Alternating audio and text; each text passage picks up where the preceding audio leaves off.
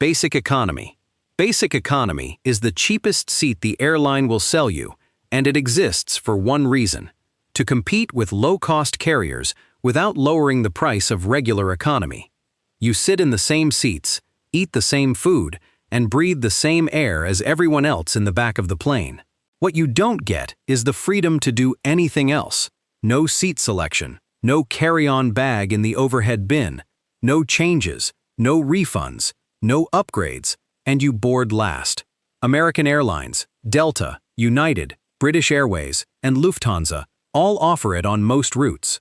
The price difference between basic economy and standard economy is usually $30 to $80, but the restrictions cost airlines almost nothing to enforce. According to airline industry data, basic economy now accounts for over 25% of domestic ticket sales in the U.S. The seat is identical. The ticket is the punishment. Standard economy. Standard economy is the seat most people picture when they think of flying. The back of the plane, single aisle on narrow bodies, two aisles on wide bodies. Seats arranged in rows of 3-3 on a 737 or A320, 343 or 333 on most wide bodies. Look at the seat dimensions here. Pitch, the distance from one seat back to the next, ranges from 28 to 32 inches depending on the airline. Width ranges from 17 to 18 inches. Both numbers have shrunk over the past 30 years. In the 1990s, average economy pitch was 34 inches. Airlines compressed it to fit more rows and sell more seats per flight. Standard economy includes a free carry-on, a checked bag on most international routes, basic meal service on long-haul flights, and the ability to choose your seat. It's the baseline experience of commercial aviation. Most of what airlines do is designed to either upsell you out of it or punish you into staying in it. Premium economy. Premium economy is the cabin class airlines invented when they realized business class was too expensive for most travelers, but standard economy was getting unbearable. It launched on Virgin Atlantic in 1992 and slowly spread to most major international carriers. The seats are noticeably wider, typically 18 to 20 inches, with 38 inches of pitch and a deeper recline.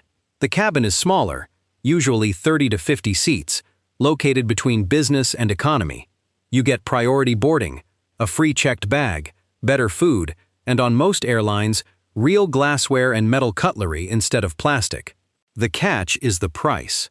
Premium economy typically costs 2 to 3 times the price of a standard economy ticket. For a New York to London flight, that's the difference between $600 and $1,500. The seat is genuinely better. Whether it's 3 times better is up to the passenger. Quick question: what's the best class you've ever flown in? Drop it in the comments. And if you're finally getting why airlines design cabins the way they do, hit the like button. Now back to it. Business class. Business class is where the airline starts making real money per passenger. Located in the front section of the aircraft, business class seats on long-haul flights are now almost universally lie-flat, meaning they recline into a fully horizontal bed. Most modern business class seats also have direct aisle access, privacy partitions, and individual screens between 15 and 20 inches.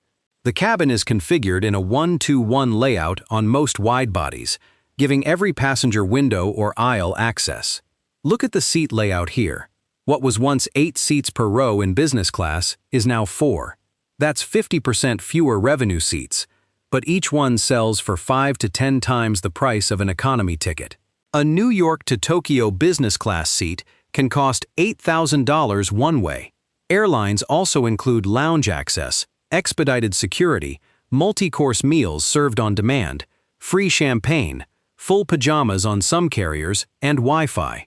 According to IATA, business class generates roughly 30% of airline revenue while occupying only about 10% of the seats. It's the most profitable real estate in the sky. First class. First class is the cabin most travelers will never experience, and it exists primarily for the small percentage of passengers willing to pay $15,000 to $25,000 per ticket. Located ahead of business class on the aircraft, first class on premium carriers like Emirates, Singapore Airlines, Etihad and Qatar Airways isn't really a seat anymore. It's a private suite.